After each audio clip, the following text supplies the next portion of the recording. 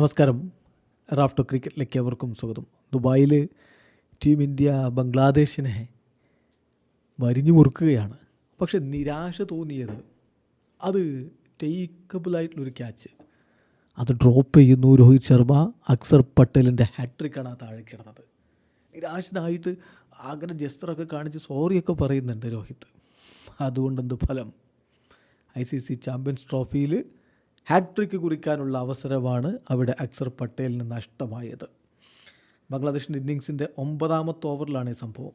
ആ 9ാമത്തെ ഓവറിലെ 2ാമത്തെ പന്തിൽ തൻസീദ് ഹസനെ മടക്കി അക്സർ പട്ടേൽ KL രാഹുൽ പിടിച്ച് പുറത്തായി. തൊട്ടു പിന്നാലെ അവരുടെ വെറ്ററൻ താരം വളരെ എക്സ്പീരിയൻസ്ഡ് ആയിട്ടുള്ള മുഷ്ഫീഖുർ റഹീമിനെയും അക്സർ പട്ടേൽ മടക്കുന്നു. തൊട്ടടുത്ത പന്തിൽ KL രാഹുൽ ക്യാച്ച് എടുക്കുന്നു. തൊട്ടടുത്ത പന്തിൽ ജയ്ക്കർ അലി എഡ്ജ് ചെയ്യുന്നു. സ്ലിപ്പിൽ നിൽക്കുന്ന രോഹിത് ശർമ്മയുടെ കൈകളിലേക്ക് ക്യാച്ചബിൾ ഹൈറ്റിൽ വന്ന പന്ത് അൺഫോർച്ചുനേറ്റ്ലി നായകൻ ഡ്രോപ്പ് ചെയ്യുന്നു. വല്ലാത്തൊരു ഫീലായിരിക്കും അത് അക്സർ പട്ടേലിന് നൽകിയിട്ടുണ്ടാവുക. ഏതായാലും അതുകൊണ്ടൊന്നും ബംഗ്ലാദേശ് രക്ഷപ്പെടുന്ന മട്ടില്ല. ടോസ് ലഭിച്ച് ബാറ്റ് ചെയ്താണ് അവർ. നമ്മൾ ഈ വീഡിയോ ചെയ്യുമ്പോൾ 10ാമത്തെ ഓവർ പുരോഗമിക്കുകയാണ്. 39 റൺസിന് 5 വിക്കറ്റ് എന്ന രൂപത്തിലേക്ക് അവർ ഓൾറെഡി തകർന്നു കഴിഞ്ഞു. മുഹമ്മദ് ഷാമി 2 വിക്കറ്റ് എടുത്തിരിക്കുന്നു. അക്സർ പട്ടേൽ അദ്ദേഹത്തിൻ്റെ ആദ്യ ഓവറിൽ തന്നെ 2 വിക്കറ്റ് പിക്ക് ചെയ്തിരിക്കുന്നു. ഹർഷിദ് റാണ 1 വിക്കറ്റ് എടുത്തിരിക്കുന്നു.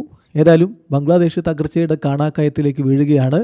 ഇന്ത്യൻ ടീമിന് ഏക നിരാശ അക്സർ പട്ടേലിൻ്റെ അർഹിച്ച ഹാട്രിക്ക് രോഹിത് ശർമ്മ ആ ക്യാച്ച് എടുക്കാത്തത് മൂലം നഷ്ടമായിരിക്കുന്നു. ഏതായാലും അധികം വൈകാതെ ബംഗ്ലാദേശിനെ ഓൾ ഔട്ടാക്കി ഇന്ത്യ വളരെ പെട്ടെന്ന് ആ ഫോർമാലിറ്റീസ് തീർക്കുമെന്ന പ്രതീക്ഷയോടെ നമുക്ക് കാത്തിരിക്കാം. വീഡിയോ അവസാനിക്കുന്നു. ക്രിക്കറ്റ് ലോകത്തെ കൂടുതൽ വിശേഷങ്ങളുമായി റാഫ്റ്റോ എത്താം.